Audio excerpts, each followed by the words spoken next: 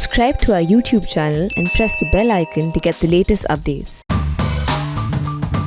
Today's episode of CutTheClutter takes us back to Pakistan because a whole set of really fascinating developments have happened there. Now, if you look at your own newspapers, your own TV channels, there is very little mention, almost no mention. But you know what? As I keep saying, we should look at Pakistan's politics as if it's our internal affair, because everything that happens is of interest to us, it's of importance to us. So we'll talk about that. But before I get there, let me also slip in my once a month appeal for subscriptions for you. Remember, the only way we can function, the only way we can keep our journalism is going is because so many of you have now begun to pay for it. We want more of you to pay for it. We invest a lot of money in young talent, in field reporting. We don't sit in Delhi and give you gyan. Only I do that, but I've done my share of field reporting in the past, right? You don't want me going around the country finding stories. We have scores of reporters doing that, but those reporters, their travel, etc., all has to be funded. So field reporting is very expensive. Today, if we had more money, we would have got a reporter reporting out of Glasgow on COP26. We would have had somebody at Rome, just as we had a reporter in Kabul when Kabul was falling. But that is only possible if good people like you take paid subscriptions. So please do take paid subscriptions. And one more thing, if I may say, now many of you have taken monthly subscriptions, and I know that that is the most convenient way of doing it. But unfortunately, because of something that came into RBI's mind, maybe they got up the wrong side of the bed one day, they've now made it really impossible for these recurring payments to work, right? You must have faced this problem in many other situations also. So let me say this to you with folded hands, with great humility, that until the great almighty RBI or the real God Almighty above the RBI change their mind and fix this problem of recurring payments, can you please take quarterly or one-time or annual subscriptions, because that does not run into payment problems. This will be resolved. We know we are a strange country. We create problems and then we resolve them, and somebody will then applaud saying, finally problem resolved. It's like that retrospective tax. So this will be resolved, but until that happens, I know every day I see so many rejected payments, and you must be also feeling disappointed. So please make one-time payments, one-time subscriptions, or quarterly subscriptions, or annual subscriptions, because we need the money. And when you give us the money, we give you good journalism all from the field. So the only commitment I'll make to you is that when you give us the money, we invest it back in journalism, as you can see. So once again, my appeal to you, please take paid subscriptions, and please make either one-time payments, one-time subscriptions, or annual or quarterly until the RBI sorts out this recurring payments problem, which is a self-inflicted problem. Okay, now back to our subject for today. That is what's happening in Pakistan. Now again, you haven't seen it in Indian headlines, you haven't seen it on Indian prime time at all, but something very important has happened in Pakistan, and what's happened there tells you about the internal workings of the Pakistani political and power structure. So the immediate peg is that this organization, Tehreek-e-Labbaik, TLP, which we've spoken about in the past. There was one episode of CutTheClutter in November last year. I think that is when its founder had died, apparently of COVID, although there are some mysteries about that. He was a particularly abusive, foul-mouthed Maulana who built a lot of following in Pakistani Punjab. I think essentially because a lot of people, besides his religious rhetoric, they were attracted by his gali galoj. And if you see his videos, he was quite something. So he had died, and we had done one episode then. That was after one of his gheraos of Islamabad. Then there was another episode number 725, of which I'll share a link with you, where again they had come and gherao Islamabad. Why? Because they wanted the French ambassador fired. French ambassador sent back. Pakistan can't fire somebody else's ambassador, but they wanted the French ambassador sent back because of what Macron had said after the assassination of school teacher Samuel Paty for allegedly displaying the Prophet's cartoons, Charlie Hebdo cartoons featuring the Prophet to his class. Now Tehreek-e-Labaik keeps coming back, right? Tehreek-e-Labaik first rose when Salman Taseer, the governor of Punjab, Pakistani Punjab, was assassinated by one of his guards. His name was Mumtaz Qadri. Salman Taseer was assassinated essentially because he had spoken out in support of Asiya Bibi, Christian woman who was charged with blasphemy. So he was assassinated. Mumtaz Qadri became a hero. Mumtaz Qadri owed his allegiance to Tehreek-e-Labaik, which is a branch of the Sufi Barelvi Islamic school. So Tehreek-e-Labaik celebrated that assassination. They celebrated Mumtaz Qadri as a hero. And when he was hanged for assassinating the man he was actually charged with protecting, when he was hanged, then TLP carried out one more big protest. So since then, TLP has been carrying out this big protest. This protest, frankly, you didn't even understand what exactly did they want now, because they said send French ambassador back. You said that you will take a resolution in parliament saying send the French ambassador back. All right, you can send the French ambassador back and recall your own ambassador, but that is only provided you have the French ambassador in Pakistan and the Pakistani ambassador in French. Neither country has an ambassador in the other's country, because both know that it will be problematic, because the last time Tehreek-e-Labaik sort of rose on Islamabad, they tried to assault the French embassy. So French are not stupid. They will not take a chance now by sending their ambassador to Pakistan in a hurry. Now, the other thing is that Hafiz Saad Rizvi, who is the successor and son of Allama Khadim Rizvi. I am putting Allama in quotes because Allama means scholar. So after having described to you how Khadim Rizvi used to speak, I have to put the title Allama, also used for Iqbal, in quotes. Now, he has been arrested and he is still under arrest. So maybe they want him released, but some things happened. Now, when they started in Lahore and around Lahore, they created quite a bit of mayhem. They attacked policemen, they beat up policemen, then they killed policemen. At least 8 policemen have been killed by them. In some cases, they were caught, kidnapped, thrashed, tortured, and they were killed and their bodies were thrown in ditches. And at that point, government of Pakistan said, "Oh, we'll never surrender to these fellows. Who the hell are these? They cannot take the law into their hands. They are a proscribed organization. TLP is banned, right? And we will never give in. And they are Indian agents. And even their so-called religious leaders are Indian agents. And they are working against the interests of Pakistan." And what happened yesterday? Yesterday, the same Pakistan government signed an agreement with them. That agreement has also been kept secret. And Pakistani government, 2 ministers, 2 senior ministers, and one of the senior most Maulvis in Pakistan, at the press conference they jointly held, they said the contents of the agreement are currently secret. They will be revealed in the course of time. Now, first of all, many of the same people, including Pakistan's National Security Advisor, that is Moeed Yusuf, they had called these people Indian agents. They had also said that we'll never compromise with them because these are proscribed organizations. Nobody can challenge the authority of the state, right? But they have now caved in.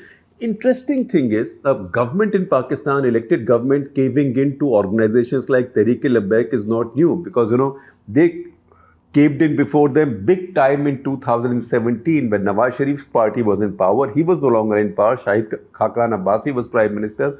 And once again, Tehreek-e-Labaik laid siege on Islamabad, because one line, the language of one line in the declaration form for contesting in Pakistan elections had changed. We had explained this earlier to you. There is a line in the declaration that a candidate in Pakistan signs while filing their nomination for any elections. And that line says that I solemnly affirm that the Holy Prophet Muhammad was the last prophet. There's been nobody after him, there can be nobody after him. This line was changed a little bit to mean something like, I solemnly believe, instead of I solemnly affirm. So TLP, because they're a very conservative group, they said that this is a way of softening this and creating a window for Ahmadiyyas to get in. Because Ahmadiyyas do not accept the principle of Khatm-e-Nabuwat. So just to have this changed, they laid this humongous siege around Islamabad, brought the country's government to a standstill, finally agreed after the document was re-amended, but also after the law minister of the country was forced to resign. That is the pound of flesh that they got that time. Now, when that happened, you should listen to this carefully, because that's where the nub of what happened yesterday lies.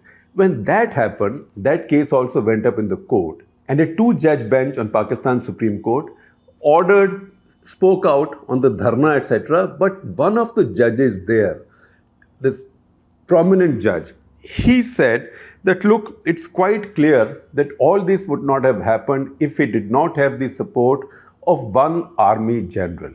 Not only was the form changed, but also TLP got its other demand accepted, that is, sack the law minister Zayed Hamid for having dared to change that form. So he also lost his job. In fact, when that happened, Supreme Court of Pakistan held forth, the two-judge bench of the Supreme Court of Pakistan held forth on what had happened. And Justice Qazi Faiz Essa, who's one of Pakistan's more prominent judges, he actually said that, look, this would not have happened without the support of one General Faiz Hamid. General Faiz Hamid then became the chief of ISI, right? And he's the one who's been making headlines lately. We've spoken about him because he was now removed or transferred from being chief of ISI to head of Peshawar Corps. Apparently, because serving as a corps commander is important, it's a necessary condition in Pakistan to be considered to become a chief. That job, that position will become open in a year from now. But it was widely believed that Imran Khan would have preferred for him to continue as ISI chief, because when General Bajwa brings the new ISI chief, that new ISI chief will be in charge when Pakistan's national election is held. And there, you don't always have an elected government in Pakistan. Very often, or more often than not, you have a selected government. Like Imran Khan's was a selected government. And when that happens, then the DG ISI plays a central role. So Imran Khan would have preferred if Faiz Ahmad had continued to be ISI chief, and he had somehow promulgated an order saying that ISI chief is also equivalent to a corps commander, or it's like doing the job of a corps commander. Or maybe even if he continued to hold simultaneous charge as Peshawar Corps Commander and ISI chief. That didn't happen. Imran Khan held on to this for some time. He tried to stall it, but ultimately signed on the dotted line. So Faiz Ahmad became Peshawar Corps Commander and ISI got a new chief. So General Bajwa got his own way. He put his own man in ISI. Now Faiz Ahmad was not going to give in that easily, because Faiz Ahmad was now going to tell both Imran Khan and Bajwa, listen, you guys think you are the bosses, but don't count me out. I'm not a nobody. So because he had his connections with TLP, which the Pakistani Supreme Court also had noticed earlier. In fact, that Pakistani Supreme Court order had also said that another Pakistani general who was then heading the Rangers is the Pakistani equivalent of BSF, who was heading the Rangers in Pakistani Punjab, was caught on camera giving cash to TLP protesters at that point. So that was very much an ISI organized protest. In this case, this is Faiz Ahmad giving a signal that, look, you might have removed me from ISI, but I can still organize these protests and I can humiliate you and I can rub your nose in the ground. That's precisely what has happened, because after Pakistan government, Imran Khan's government failed to make any deal with TLP, Bajwa himself had to get in. He had to call in a lot of Maulvis, religious leaders. He had to negotiate with TLP directly. He also brought in some very rich, prominent businessmen, and he is the one who has brokered this accord now. So see how politics works. One general removed as the head of ISI, he still has his clout with one banned organization. So he lights up a fire with the help of this banned organization and uses that to humiliate his country's prime minister and his boss, General Qamar Javed Bajwa, who's actually everybody's boss in Pakistan. So that is exactly what has happened in Pakistan. That is the big development now. Now you want to understand it better or in more granular detail, you should read this article by Aisha Siddiqa, who's a Pakistani scholar and writer. That article we published today on ThePrint.in. So please read that article. And that article will explain to you how this works, not just within the Pakistani power structure, as between the elected government, the army, and then the levels or strata within the army. If the Pakistani army is a state within a state, then ISI is a state within the Pakistani army. So she explains that dynamic beautifully to you, but she also explains what this means in terms of the dynamic of internal tussles among Sunni Muslim organizations in Pakistan. Now, Sunni Islam has 4 schools. I will not go into that. I will share one more article with you. You can read that. That tells you some of that in detail. Now, the most conservative school is the Wahhabi school. That comes from Saudi Arabia. So, if you look at the extreme Islamist groups or terror groups in Pakistan, a large number of them owe their allegiance to the Deobandi or the pro-Wahhabi version of Islam. This is Jaish-e-Mohammed, Sipah-e-Saiba, Pakistan. In fact, when it was launched, it was called Anjuman Sipah-e-Saiba, but they changed the name apparently because they did not like the acronym. Harkatul Mujahideen, HUM. Then there is an Ahle Hadith group like Lashkar-e-Taiba and others, but they've also been veering towards the Wahhabism. TLP is outside of this. TLP is a group that is called Sufi Barelvis. Now, normally when we think Sufi, we think music, we think Sufi saints, we think peers, etc., etc. And the general view is that the Sufi Islam is softer, less puritanical version of Islam. But how a religious or a spiritual or a religio-political group works, how it depends entirely on how it interprets that version of the religion. So Sufi Barelvis of TLP actually interpret their sect or their version of Islam in very extreme terms as well. The essential difference between, say, Deobandis and Sufis or Wahhabis and Sufis is that Wahhabis do not accept the saints of Islam, whereas the Sufi Barelvis not just accept the saints, but they also accept the places of worship, which are mostly the mazars of those saints. So Pakistan is the home of many of these most famous Sufi saints. Of course, Ajmer Sharif of Khwaja Moinuddin Chishti is in Ajmer. There is also Nizamuddin Aulia in Delhi. But Pakistan has Fariduddin Ganj-Shakar. Remember all those Sufi songs that you hear from Nusrat Fateh Ali Khan and the others. मेरा toll Manjhi मेरे मन का राजा ज़माने का सुल्तान गंज शकर है. So that refers to Fariduddin Ganj-Shakar. Fariduddin is also Baba Farid, who finds a lot of mention in the Sikh Gurubani. In fact, Guru Nanak has quoted a lot from him, a lot of his verses. There is also Lal Shahbaz Qalandar, the Mother Mast Qalandar, right? There is also Iqbaluddin Surkh Bukhari, and there is also Hazrat Data Ganj Baksh, whose full name is Abdul Hussain Ali Hajweri, right? And you also remember a lot of Sufi songs, a lot of very catchy Sufi songs with very catchy beats sung in his praise as well. Now, if you see the other side of Islam, say Taliban Islam, although the Taliban follow the Hanafi school of Wahhabi Islam, which is supposedly less puritanical, but once again, religious practice is what you make of it, right? So, Taliban have banned music. That's why when you find Afghan team comes out to play against India or against anybody, Afghan national anthem is played. That national anthem is anathema to the Taliban government because they don't like music and certainly they don't like musical instruments. They've been going to music academies and breaking those instruments. But these are the complexities of political Islam. Now, Sufi Barelvis pray at these shrines. Wahhabis, on the other hand, think that these shrines are actually homes of idolatry and adultery, as they call it. So, extreme Deobandis, puritanical Deobandis actually see these Sufi shrines as centers of idolatry, polytheism, and adultery. Not my words. In fact, in 2009, Taliban have taken over the place called Bonaire, which is a big Sufi shrine. And there the Pakistani Taliban leader Fateh Khan had said that this is a center of adultery and idolatry. Since then, Sufi shrines in Pakistan have very strong police and paramilitary forces security. You can actually list a lot of recent attacks on Sufi shrines in Pakistan. One of the most attacked is actually the big shrine in Lahore. That is the shrine of Data Ganj Baksh. That is the most visited shrine probably in all of Pakistan. And it's a very conservative shrine. But you know what? People come there, people sing, and people also dance. Sometimes they dance in a trance. That's called dhamal.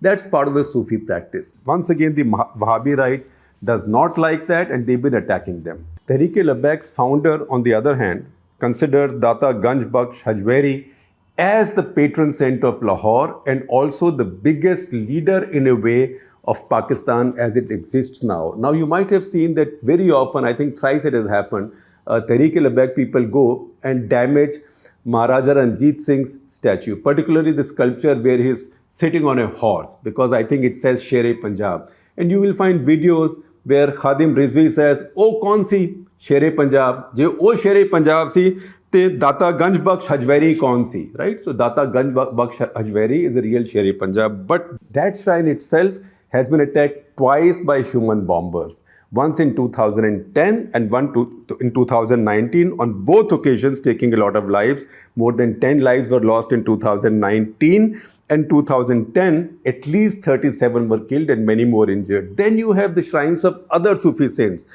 Mast Kalandar Shrine or Shahbaz, Lal Shahbaz Mast Kalandar Shrine in a place called Sevan. Remember? Sevanda, Sindrida, Shahbaz Kalandar. So that was bombed on an evening when after the evening prayers, the devotees or pilgrims were dancing in a dhamal. And I'll try and show you a visual of what a Sufi dhamal looks like.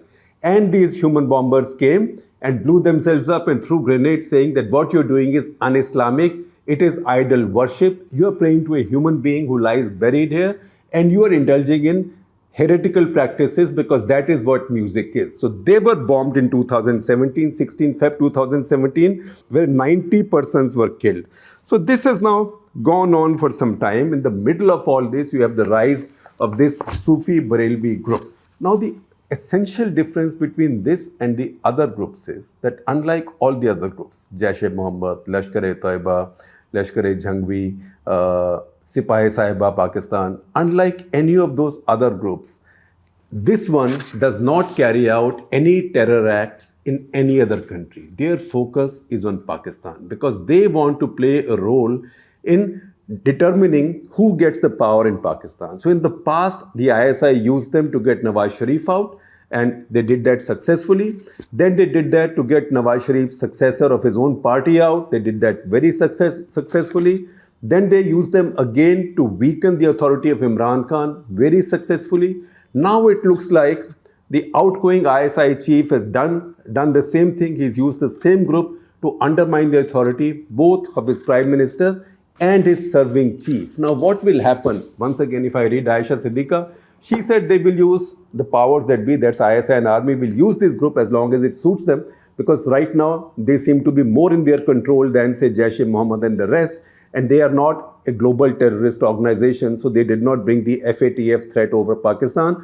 But at some point, this group will also go out of their control and they will raise another group. And chances are that that group, if anything, will be even more extreme than this one. That's the reason we are dedicating this whole sort of long episode of Cut the Clutter to what's happened in Pakistan. Because what's happened yesterday there is a very important turning point, and we should understand this better.